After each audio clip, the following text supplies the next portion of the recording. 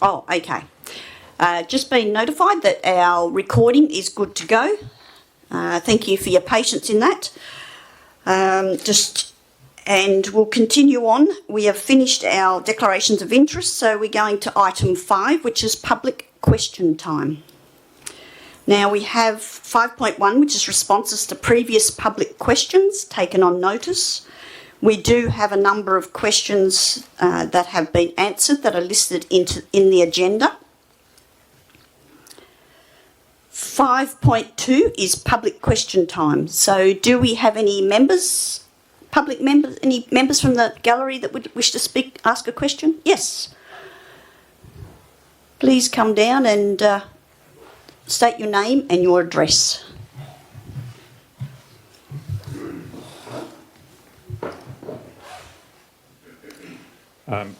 My name's Bradley Fowler, 28 Thompson Street, Donnybrook. This question is on behalf of Deborah. Video live streaming. The CEO was directed by Council and endorsed at the 27th of April 2022 meeting to request the CEO to commence immediate investigations, including a temporary solution for implementation at the May Ordinary Council meeting. My question is, where is the temporary solution and why hasn't it been implemented?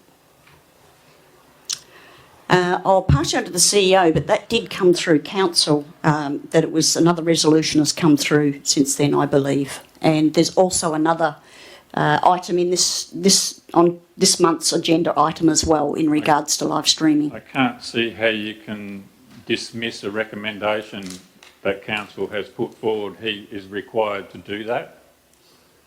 You can't just not do it.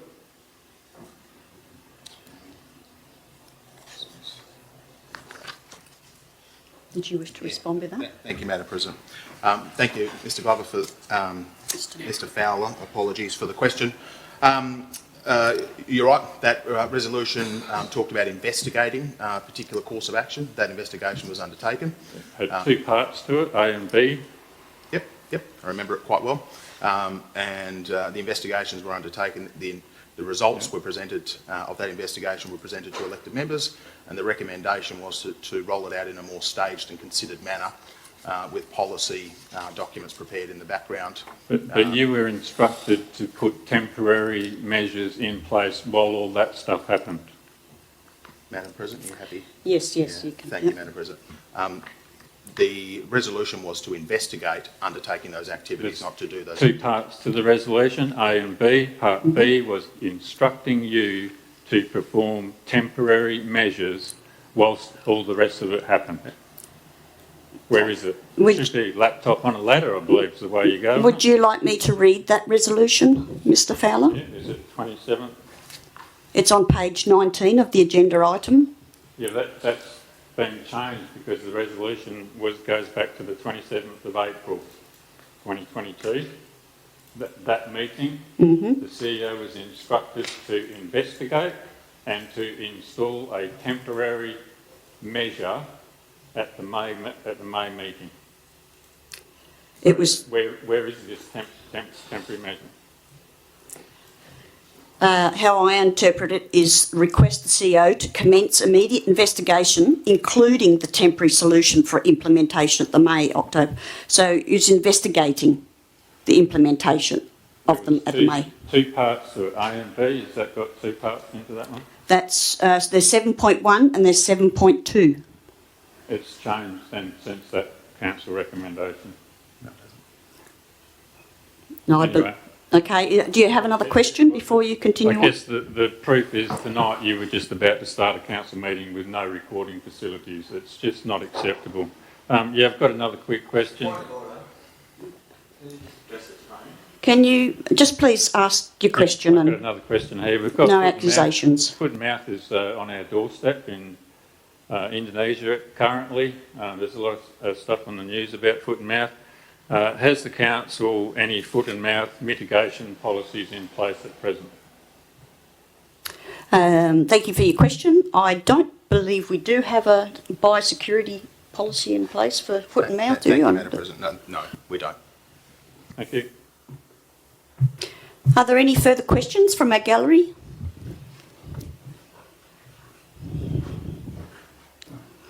Now, I can say, for the purposes of recording, please state your name and address. Thank you. McInnes Hardy Place.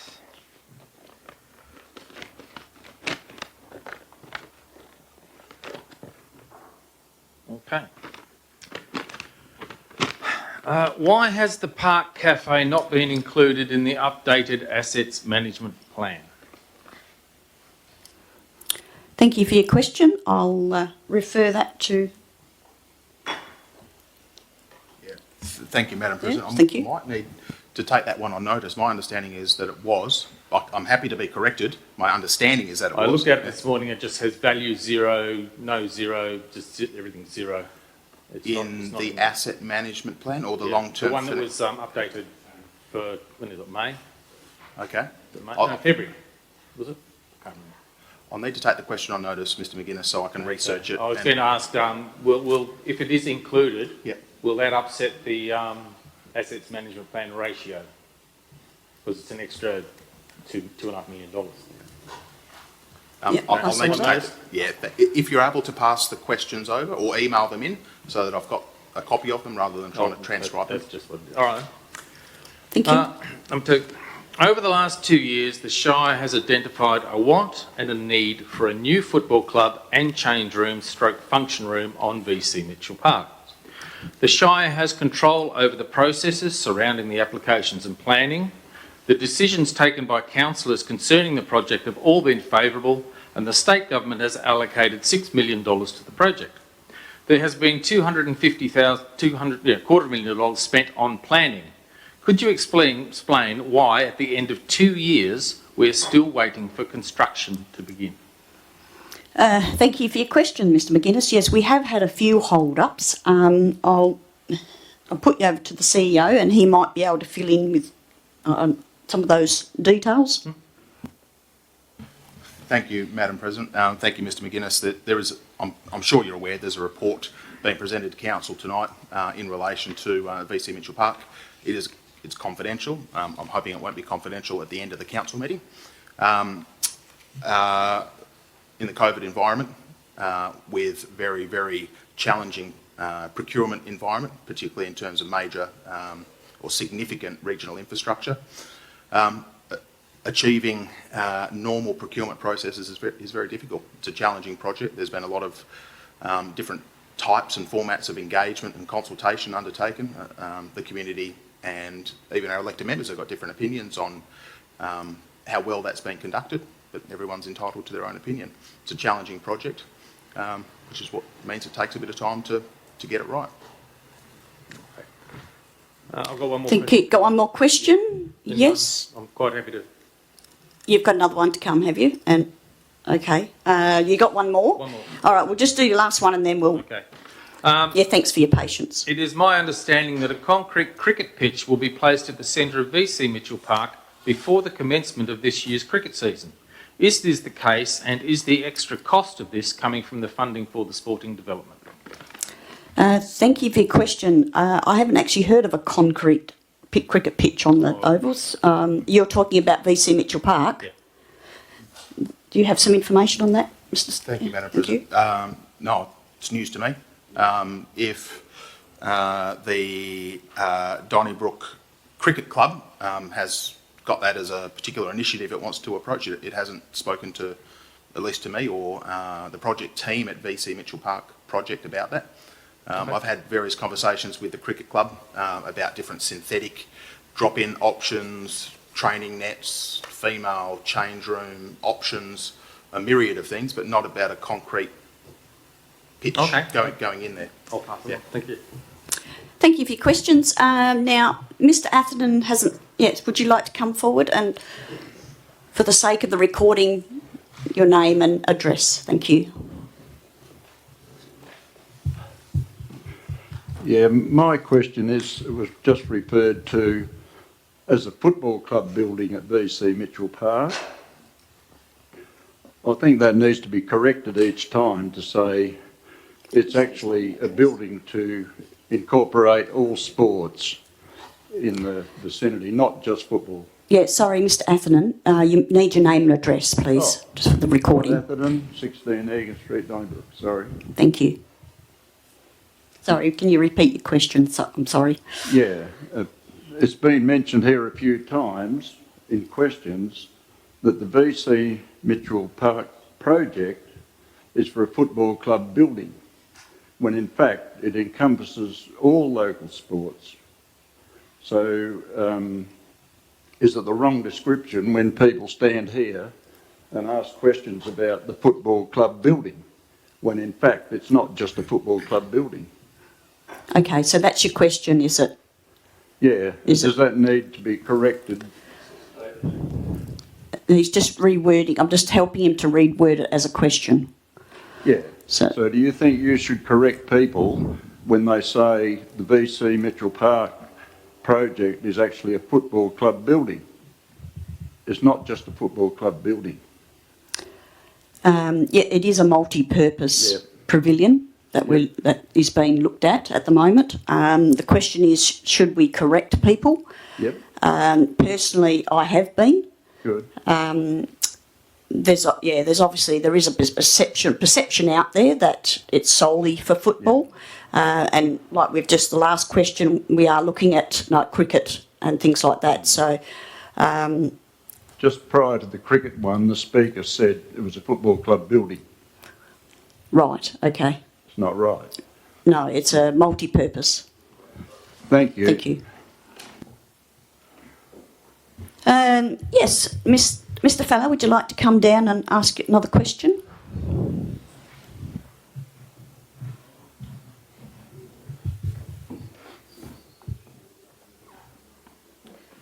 Bradley Fowler, 28 Thompson Street, Donnybrook. This question is on behalf of Deborah. Under the Regulation 21 of the Local Government Functions and General Regulations 1996, the Local Government Act, and also in Council Policy FINCP-4 purchasing, the minimum number of days required for statewide advertising of a tender or expression of interest is 14 days. Why has the CEO contravened the Act and only achieved 12 days statewide advertising when the requirement is 14 days? Thank you for your question, Mr. Fowler. You're referring to like statewide. I'm referring to the expression of interest, and statewide. Statewide. Means statewide, not local. Right, okay. As like West Australian. West Australian. There's only one way you can do that. Right. I'll pass the question over to the CEO. Thank you. Thank you, Madam President. Your reference to Regulation 21 of the Functions and General Regulations is I suppose a misconception. The expression of interest that was released to the market was a consultation approach with the market, not an expression of interest for the purposes of Regulation 21. So there's no obligation for a certain amount of time period for it to be released. Thank you very much for your answer. Do you have any other questions? I have a few more actually, but second question is the Donnybrook Shire utilises a web-based tender link portal for tenders, quotes and expressions of interest. This system controls all aspects of document control, accountability, anti-tampering mechanisms as required by Local Government Regulation 21 of the Local Government Functions General Regulations Act 1996. Why did the CEO not utilise the Shire's local government tender link portal and instead chose to use the Shire's website news section, which has no document control, for a $7 million expression of interest? I'll pass that over to the CEO to respond to that. Thank you. Thank you, Madam President. The Tender Link portal is established for tenders and expressions of interest in relation to Regulation 21 of the Functions and General Regulations. As I explained in my response before, that expression of interest was not an EOI for the purpose of Regulation 21. So there's no obligation or no need to use the Tender Link portal. Have you got an exemption from local government department to do that? Yes, would you like to answer that? Sorry, Thank you, Madam An President. exemption, Yeah. yep. So, you'll just need to Don't worry about that. No, I'm happy to answer the question. Okay, I'll do it in my deputation. I've got a couple more questions, if that's okay, Madam. Are there any other questions from the public gallery before Mr Fowler continues a couple more questions?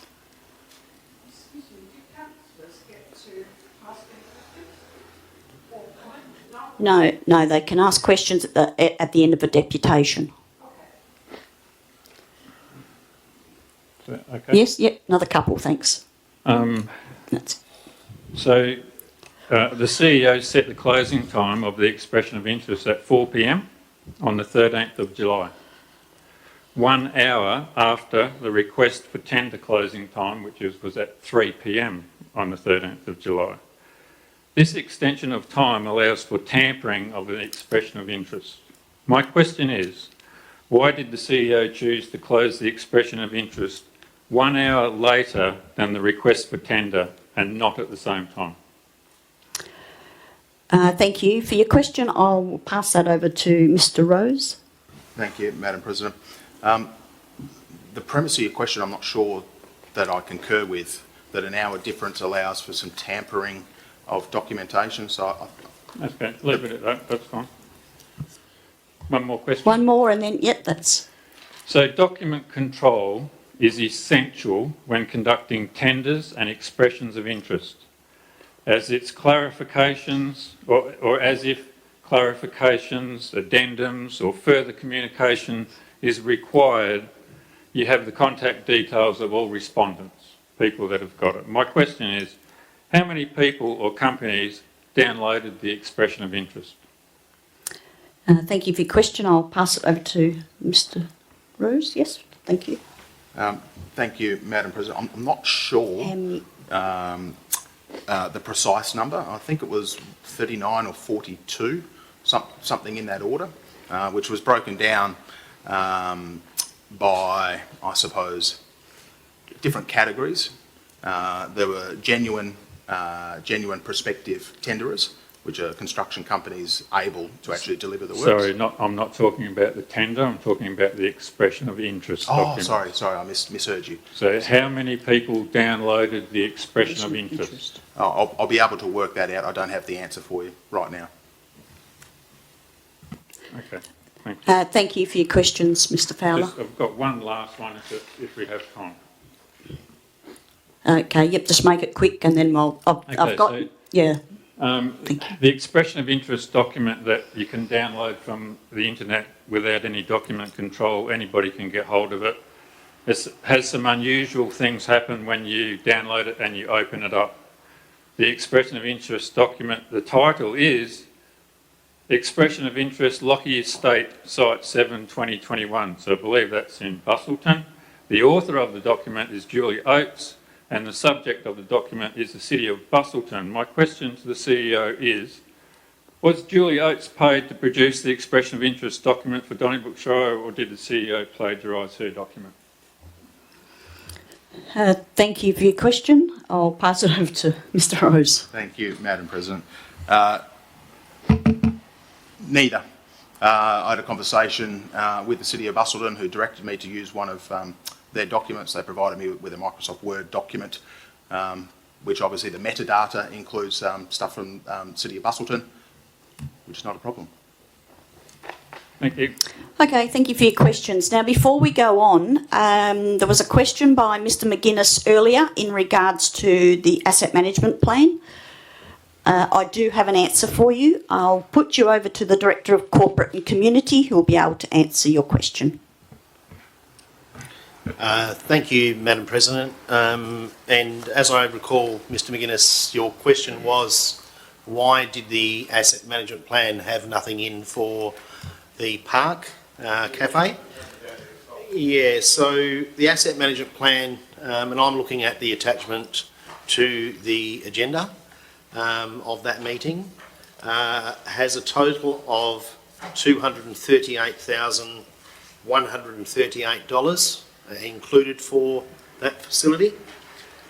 You will find it on page 14 of the attachment, which is the Asset Management Plan space buildings 2022 /2023. Potentially what you may have seen is the actual area which looks at new infrastructure, and certainly there is a page that refers to that cafe where there is all zeros. But if you do look on page 14 of that attachment, you will note Good Shed Donnybrook, and if you add up the numbers included there, they add up to that $238,000. Asset renewal is over the life of the asset, so this plan's only for a 15-year period. So the longer we get out in the planning phase, if you will, the more renewal that it will be, the asset would require. But within the time frame or lifetime of this asset management plan, they are the costs that are included. It's 15-year. That's over 15 years. And there's not expenditure every year. We don't replace certain items every year. They have a life. Some things will have a life of 5 years. Some will have a life of 20 years. Some will have a life of 50 years. So yeah, if you actually get on the website, have a look at the attachment to the minutes, and look at page 14. I'm just from memory, page that I saw has at the top, it lists for all buildings in the Shire a value, a replacement value, the asset percentage, I think it is, asset renewal percentage, something like that on the top. And that's for all buildings, and this one has 0. That's what caught my eye.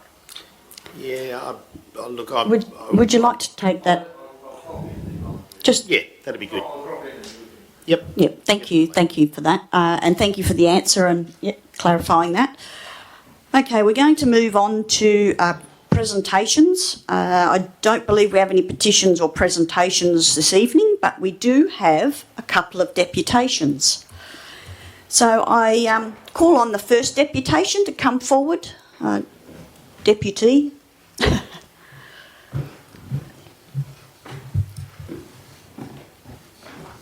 Step ladder. Thank you. You might just wish to... it's on. Is it? Can you hear me? Yes, dear. Oh, Just your name. Okay. Yep. My name is John Keenan. I am a resident and ratepayer of the Shire of Donnybrook. And I own several properties here, so I pay rates for all those properties. And thank you, Madam President and Mr. Rose, for this opportunity, and the hard-working councillors. And first of all, I must say that to be a councillor in any role, in any shire, is a very hard, time-consuming and thankless job. And for that reason, I appreciate you all having this opportunity, or for me to present this deputation. And those who might not know what a deputation is, it gives a member of the community the opportunity to share some concerns with the powers that be. And given that the state of Western Australia allocates hundreds of millions of dollars a year for local government, and specifically shires, to undertake a number of roles and jobs, the shire, local government, has the most impact on a person's life, without doubt. It's not the state government, it's not the federal government, it is the local shire that has the most impact. And I'm going to hark back to a point that I've been procrastinating for quite a long time. First of all, I'm a member of Deborah. I didn't join Deborah to be a thorn in the backside of councillors, or to be a thorn in the backside of the Shire Council and the executive, for that matter. Over the years, in the last 5 years possibly, I've seen what I consider to be questionable activities and practices. Not suggesting for one moment there's there's corruption of any sort. It's just a lack of communication, and it's a lack of providing adequate explanation for what's going on. Now, several months ago, I've been attending some meetings over the last couple of years, but several months ago, there was talk about the goods shed, and I listened intently to what was going on there, and quite honestly, I disagreed with what was going on. Not knowing the confidentiality of the lease agreement or those aspects of it, I sussed what was going on, and I wasn't happy. Not only was I not happy, but quite a few members of the community shared the same views. So I got approached after that meeting outside, just there, by some people saying, well, why don't you come on board and why don't you become a member of DEBRA? And I said, no way. No way in the world will I become a member of DEBRA, because we have councillors that represent us. And I joined DEBRA because I didn't feel that our views were being represented and we weren't getting the feedback necessary to make valued judgments and opinions. And that's from my heart, and it's from my soul. I mean that.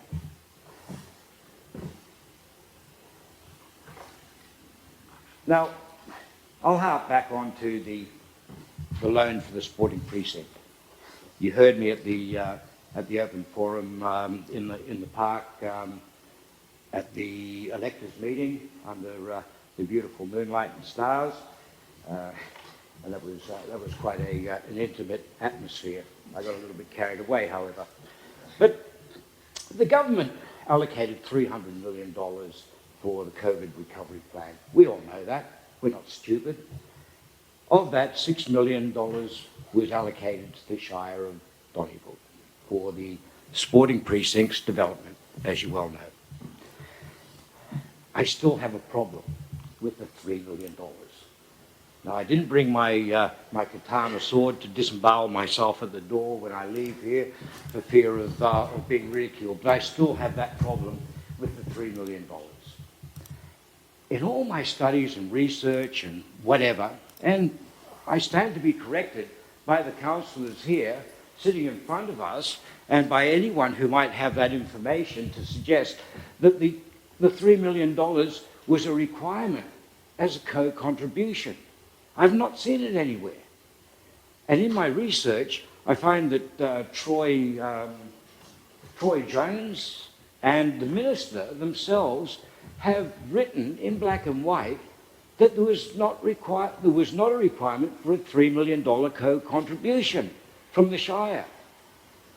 Again, why has it taken so long? At the last electors meeting, the ex-Shire president, Mr. Brian Peace, with respect, made mention of the fact that the project was losing in the vicinity of $135,000 a month in value. If that's the case, folks, you'll be lucky to build yourself a toilet block. And it's not being held up by people like me or people like Deborah.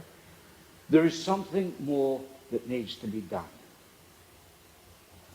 Where is the problem? That's what we need to ask each other. That's what the councillors need to ask. Where is the problem? Go out into the community and find out. You had a working party that was disbanded, and it seems to have taken over, been taken over by the football club lobby group. Now, that's not suggesting that the buildings, the football club, well, it is in fact the football club foundation, but people have this interpretation now that it's the football club development. And that needs to be addressed. As you rightly said, yeah, that's quite all right. I'm not going to dispute anything like that, but I accept what you said and the corrections that have been made. However, where do we go from here? Is the $3 million a legitimate co-contribution, or was it something offered as an inducement to the state government to elevate the $6 million and guarantee that $6 million funding to the Shire? You will know that. I don't know the ins and outs of it. All I know is that the Minister and Troy Jones have said there was no co-contribution required. If the Shire and councillors, you're going to be meeting on this later this evening, if you go ahead with the $3 million, that is going to impact many of our Shire residents for their lifetime. Like me, I might die, in the next couple of weeks. There are other elderly people out there, pensioners, who are paying rates and are going to incur a rate rise, no doubt, to fund this $3 million loan. Some would say that it's only a cup of coffee a week, but I've heard that. I would prefer to pay for a cup of coffee and support local business each week than I would going out and paying for a facility that seems, sir, to have been taken over by the football club and the football club lobby group. Now, I'm not here to condemn any of you. I'm here to put across my point as a member of the community by deputation, and that is one of the very few opportunities that we have as residents to put across a deputation. I'm not pointed at anyone here or anyone sitting down here. You've got 1 minute. 1 minute, thank you. Thank you, ma'am, and thank you, councillors, and thank you, Mr. Rose, again for the opportunity for me to present that deputation. And I wish you all the best. And remember, please, that local government has the most influence on people's lives than any other government in Australia. Thank you very much. Thank you, sir. Thank you. Thank you, Mr. Keenan. Before you go, Sorry. I'm just going to ask any councillors that would like to ask any questions of you. Yeah. Like I said, I forgot Pop your things. Yeah, thank you very much for the deputation. You're so right that councillors do have difficult tasks, and we do make difficult decisions at times, and we are all ratepayers here. So we feel everybody's pain, and we understand. We're doing our best to understand everybody's concerns. So and thank you very much for coming along, because it was a very powerful deputation. Do I have any questions actually from our councillors that would like to ask a question before you go? Yes. Yes? Yeah, yeah. Councillor Glover, would you like to ask a question? No, you can go. Oh, okay. Councillor Atherton? Yeah, thanks. And thanks, John, for the deputation. In regards to the $6 million from the state government and the co-contribution of the Shire, in the instance that the Shire didn't put forward $3 million and therefore did not receive the $6 million, how do you think the community should approach the what would it be, the replacement of the football club now, which is over 50 years old and no longer relevant? Who would pay for that? Are you talking about the $10 million, or are you talking about the $6 million? There's a $6 million state grant Yep. and a $3 million Okay. co-contribution. So without the $3 million, the 6 doesn't exist, so if we have nothing. So we have nothing, and then Sure. how do we pay to replace the football club room as it exists? Right. which- You said that without the $3 million you would have nothing. You have a better understanding, ladies and gentlemen here, of what is available. I can only go off what I have researched and read. And my reading, as late as this afternoon, was that no co-contribution was required. That the Shire of Donnybrook had been successful in receiving the $6 million grant. I might be completely wrong, but I am only going off what I read, and I put it to you now. Was there is there a document here that says we must contribute $3 million? That's all I'm asking. Yeah, you are thank wrong, you. John. Am I? There's no 6 without the 3. Okay. 100%. So take it from me and take me at my word that you were wrong. Okay. Okay. So now, how do we replace the football club rooms without the 6? Is it the football club rooms or is it the... It's a- Well, if you don't have $6 million plus 3 from the Shire, you have nothing more. So you can't renovate any other sporting precinct or club rooms. So forget the 6 million. We've got the football club up there, which is 50 odd years old and beyond its life, Yep. and effectively out of code. Who pays for that to be brought back to spec? Well, you've just enlightened me. You just told me that that without the 3, we don't get the 6. So you've answered the question on my behalf. That is, that if you don't get the 6, or if you don't have the 3, you don't get the 6. But that was never my understanding. My understanding, and that's why I've made this deputation from my heart, with sincerity, that my research, and you've just answered my question, showed that there was no co-contribution required. Okay, Councillor Glover, Sorry, would I you missed like that. to... What was the last bit? No, I said there was no contribution No, required. I said that, Oh, based on my reading. Wait, reading. Okay, so I still want to get back to the point. Who pays for the football club to get brought back to spec if we have no 6 and no 3? It Talking to Mr. Cannon. Yeah, sorry. So the football club up there is a Shire facility, Right. and there's a change room up the top behind the tennis club. Yeah. Now, effectively, most of that is out of code or beyond its use-by date and needs a substantial refurbishment or replacement. So who would pay for that? And how much would it be?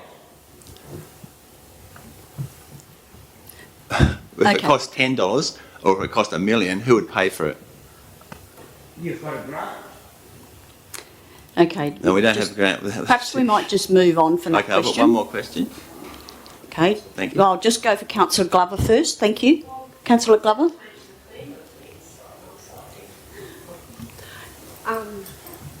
Thank you, Mr. Keenan, and it was really great. I love hearing you talk. You talk with such passion, as I said to you before.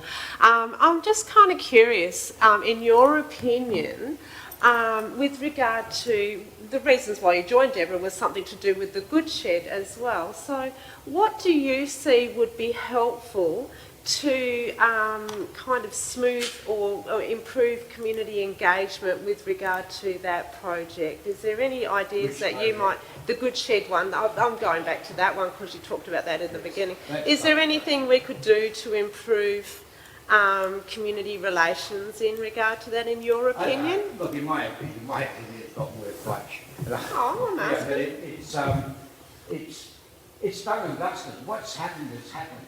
I also have a passion about what happened to the netball courts and the hockey courts. I have a passion about that, but I'm not here to lecture hard-working councillors, including yourself, Shane, about what my feelings are and what you should have done. It's nothing to do with that. It's about how I feel and the community and the consultation process. I'm no expert. I'm not a Rhodes Scholar. I'm an ex-soldier. Okay? Used to travelling overseas, meeting exotic people and shooting them. Okay. All right. Before we move on, are there any other questions? Yeah? Okay.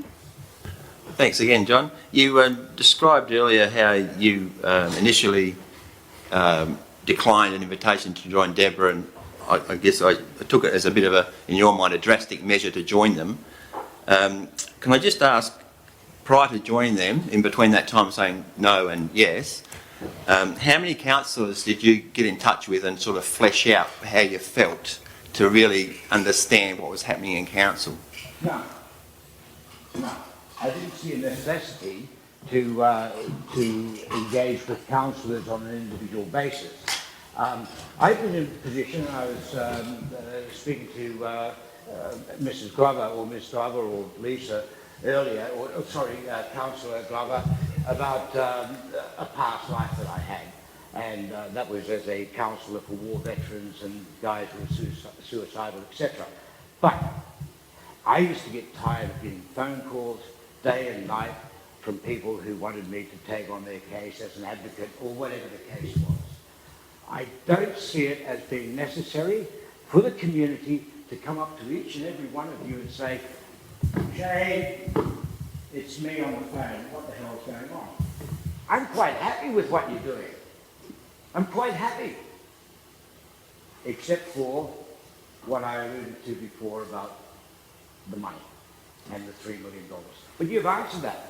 Okay. You've answered that. No, I don't read. Okay. I don't read people. We'll move on. Thank you, and thanks, John, and I really like your jacket as well. Oh, thank you. Okay, thank you, folks. All right, we have a second deputation. Would Mr. Fowler like to come forward?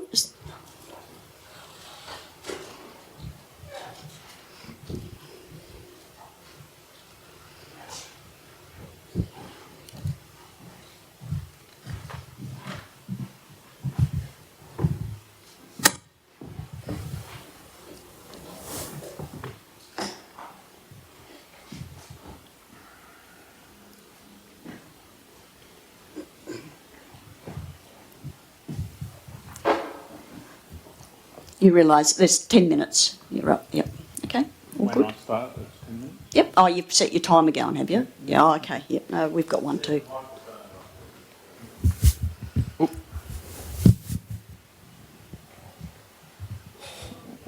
try that. Yes. Okay. Yes. Thank you. Okay, thank you very much for allowing me to do the deputation. Tonight's deputation is on the BC Mitchell Park project, the request for tender and expression of interest process. Just as a quick introduction, on the October 11th, 2018, the Auditor-General of Western Australia, Caroline Spencer, reported to Parliament her findings, report number 5, of an audit into local government procurement. The audit focused on the determining if WA local government sector was complying with legislation, public sector policies and accepted good practice, accountability and transparency. Mrs Spencer went on to say, when procurement processes are not allowed to follow, local governments are seen to be not acting in the best interest of their communities. They face reputational damage and expose themselves to the risk of fraud and misconduct. That is from the Auditor-General to Parliament. Just quickly about myself, you probably already know, I have had extensive project management over my period of working life. I have also worked for local government myself as a project manager for the Shire of Kew. I'll just talk about this tender document here. The tender that we put out, we've paid $310,000 for this document, and I've read it. I have had my friends read it, acquaintances that are project managers do this stuff all the time. Essentially, it is a worthless document. It's a junk tender, and the likelihood. Point of order. Point of order. This is my deputation. Point of order. Mr. Atherton. Yeah. Can you just keep to what your deputation is, please? It's about the tender process, and this is the tender. Yep, no accusational and inflammatory language. My opinion. Okay. We'll just resume that.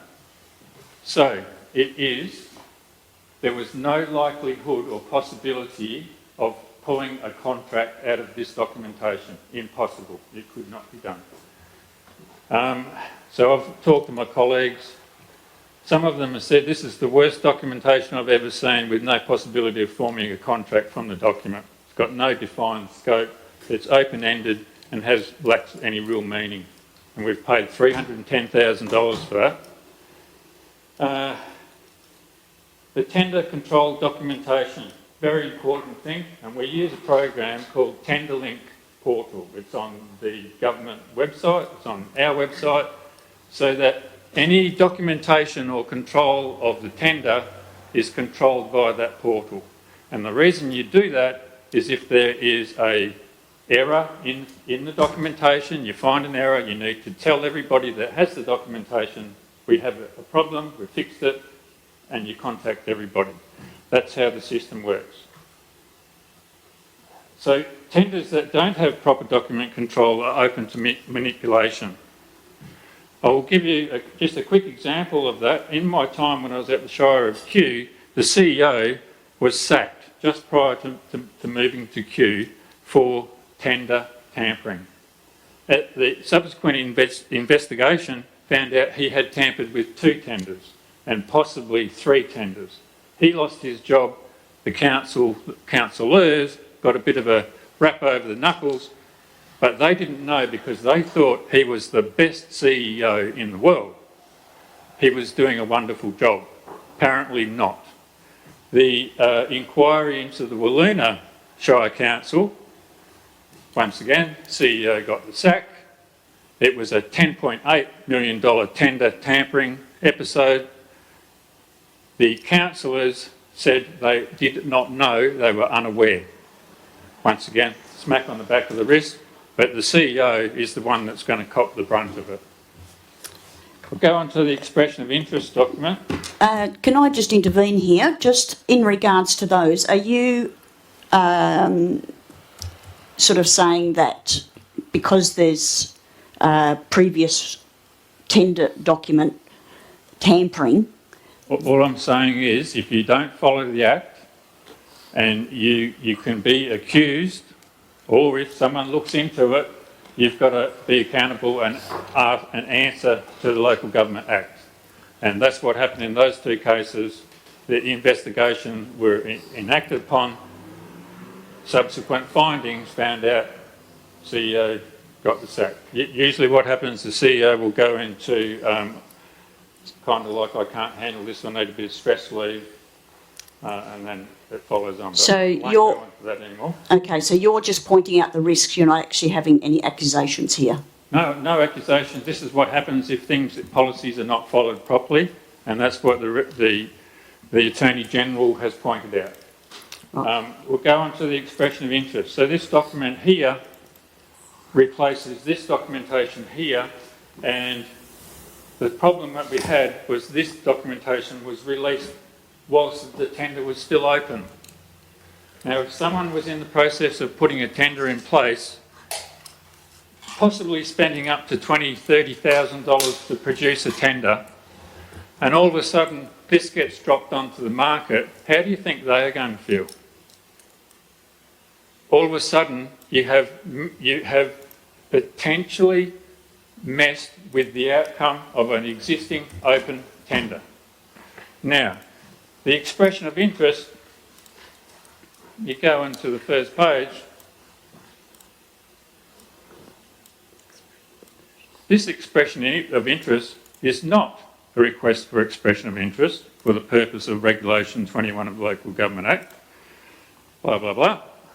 There is no such thing as not an expression of interest. It is either an expression of interest. There's no other way to do it. There's nothing else in the purchasing policy. This is your purchasing policy that you have to abide by, and it's controlled by the Act. So you can't not have one. The expression of interest was released on the local government website, and it was released on the 29th. Local government websites and notice boards do not comply with statewide notification. The only way you can get statewide notification is through the West Australian newspaper, in Saturday's newspaper, under the section called tenders, local government tenders, okay? So, unfortunately, the requirement to meet the 14 days has failed, which puts this document into non-compliance. Point of order. I believe the CEO addressed that earlier in question time. Excuse me, this is my deputation. Just, if you can... A point of order. There is no point of order in the deputation. Just... It certainly is. Yeah, just, can you please just... Okay, start again. This is a non-compliant expression of interest for the reasons being didn't meet 14 days notification. Point of order. I believe the CEO addressed that. Did you wish to address these questions or wait to the end? Yep. Okay, yep, continue on, please. There is no document control. The expression of interest says email it to Ben Rose. I'll handle it. Yet an expression of interest must run by the same rules as a tender document. It's the same rules, it runs under the same act. Document control is mandatory because if there was an error in this documentation, how can you contact the people to tell them that there's an error? I asked the question and the CEO said, I don't really know how many people downloaded that.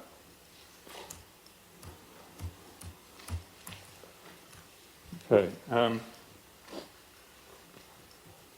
So tonight's agenda, confidential agenda item that you've got coming up, essentially you can't act upon it because this does not meet the requirements. It is a non-conforming expression of interest, and just because it had the words in there, this is not an expression of interest, will not pass muster. You will have to make a decision. Our decision for you tonight is to leave this item sitting on the table. Do not vote on it. I would be seeking yourselves as councillors, I would be seeking independent legal advice on this document, because if you vote on it tonight, you have been told you will not be able to utilise the excuse of I didn't know, and good luck. Okay, we've got a little bit more time left. So someone needs to be held account over this. If you vote on it, you will be the ones that are held to account because you've approved it. Leave it on the table. There's nothing on your shoulders. It goes back onto the CEO's shoulders. He will have to deal with it. Just quickly too, I asked the CEO some questions about my concerns, and code of conduct is very doubtful here, but there's no council resolution to release an expression of interest. This is a $7 million expression of interest for the same job as this. Yep, 30 seconds left. Okay, same. No council resolution. I asked the CEO why. He said operational activity. I don't need any approval. And he also went on to say, I listed my concerns. He said, thank you for sharing your perceived concerns. Your concerns are misconceived. Yep, time's up.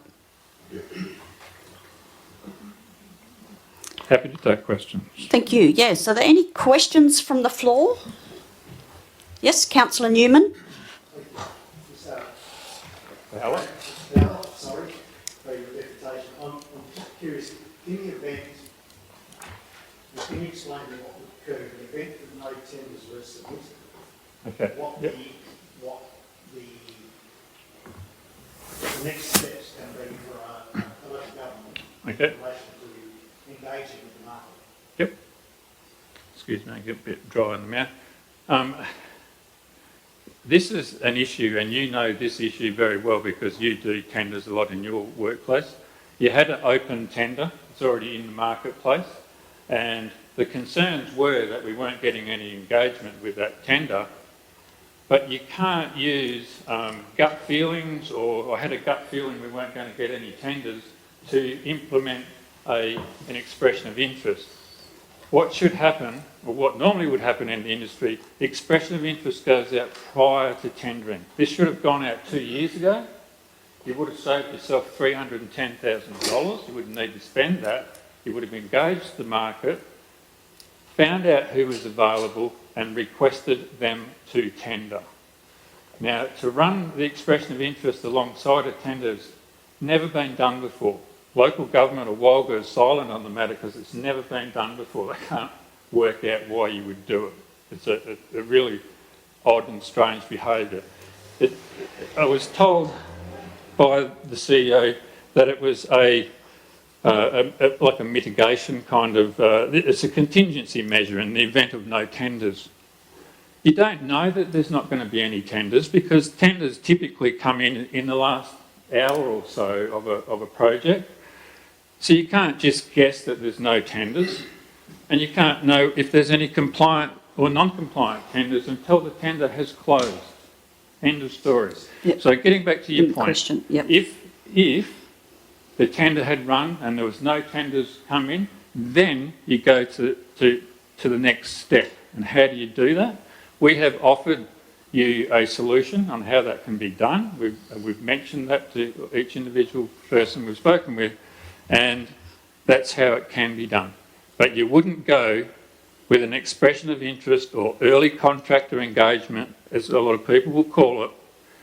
If you go down early contractor engagement pathway, you will need a 200-page document from lawyers that handle tenders, because you'll never keep control of the project. And the other issue that you will run into is we have a $150,000 threshold for tenders, so any purchasing over $150,000 must go to tender. That is your regulations, and it's in the Local Government Act. So you can run into a situation where you engage someone, whether it's a designer or a company, and they run up to the $150,000. You're going to be in a situation where we've met the threshold. We should have gone to tender.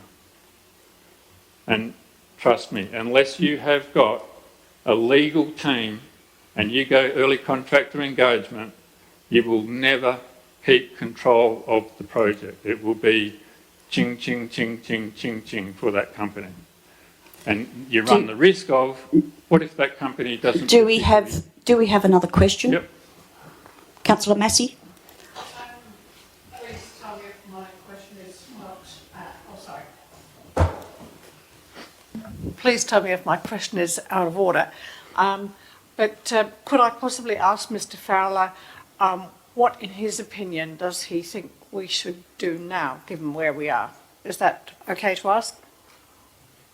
Sure, Yep. That's your question. Yep. I have, thank you for your question, Jackie. We have tried to indicate in the past how this project could be run. It could possibly have been run as an in-house project from the Shire if we had the capabilities of project management. I'm a little bit concerned that that may not be the case. If it was an in-house tender process, you could have some sort of contractor engagement, but you also could have the contribution requirement, if you so wanted to go down that road, of time in lieu contractors that may do work for a community project at a reduced price. You may utilise Shire equipment and facilities and whatever to back charge as the Shire's contribution. So you would access whatever's left of the $6 million, you utilise the Shire. In actual fact, it was Councillor Atherton way back in the day said we need to get local contractors and people, engage them in this project and make it a community project. And that is something that I have done in the past and done it very successfully. And you can still, you have to be very careful though, because you still have to meet the purchasing requirements. So anything that goes to $150,000 must go to tender. No ifs, buts or otherwise about it. That's the regulations.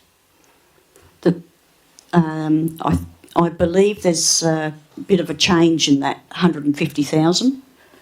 So it was on the Shire website yesterday when I was looking at it. So. okay, just moving on. Do we have another question? 150,000 is in your policy. In the policy. This is your policy. Yeah, but you mentioned regulations. Well, the regulation is what this policy follows, and you add stuff in here that you want, but the regulation is explicit. Do we have any other questions? Councillor Massey? Thank you. Are you aware, Mr Fowler, that the CEO received legal advice, and I believe that was from a while ago, may have been from somewhere else? Sorry, not sure of the detail, or my memory is not too good, regarding the EOI process, which he then put in place? Yeah, Jackie, thank you for your question. This is the problem that has been identified throughout the state when these type of projects fall over. the CEO is all engaging, doing everything for the community and advising you that I have sought legal advice